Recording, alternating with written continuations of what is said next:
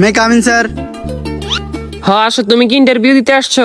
জি জি, আমি ইন্টারভিউ দিতে আসছি। তোমার ফার্স্ট কোশ্চেন, বলো তো এশিয়ার মধ্যে শ্রেষ্ঠ কবি কে? রবীন্দ্রনাথ ঠাকুর। বাহ, খুব সুন্দর খুব সুন্দর। তোমার সেকেন্ড কোশ্চেন, বাংলাদেশে একজন দেশপ্রেমিকের নাম বলো। আছে তো অনেকজন, এই যেমন শেখ মুজিবুর রহমান। বাহ, জিনিয়াস জিনিয়াস। তোমার থার্ড নাম্বার কোশ্চেন, বলো তো বাংলাদেশ কবে স্বাধীন হয়েছে? হওয়ার কথা তো ছিল 1948 সালে, কিন্তু 1971 সালে 16 ডিসেম্বরে স্বাধীন হয়েছে। খুব সুন্দর খুব সুন্দর। তোমার লাস্ট কোশ্চেন, বলো তো আকাশে কয়টি তারা আছে? এটা তো এখনো জানা যায়নি, এটা নিয়ে বিজ্ঞানীরা গবেষণা করতেছে। ও গুড গুড গুড, তুমি এবার আসতে পারো। Okay sir. কি ও ভাই, ইন্টারভিউ দিয়ে আসছেন? হ্যাঁ ভাই, ইন্টারভিউ দিয়ে আসছি। কি কি কোশ্চেন আইলো? কোশ্চেন তো মনে নাই, কিন্তু উত্তর মনে আছে। আচ্ছা, উত্তরই কোন? রবীন্দ্রনাথ ঠাকুর, শেখ মুজিবুর রহমান। মাত্র এই দুইটে?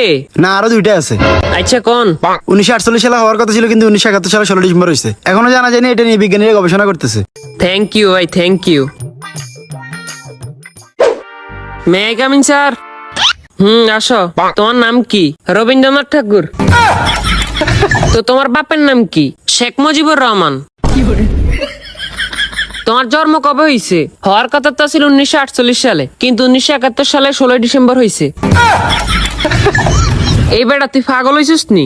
এটা এখনো জানা জানি, এটা নিয়ে বিজ্ঞানীরা গবেষণা করতেছে। No, no, no, no.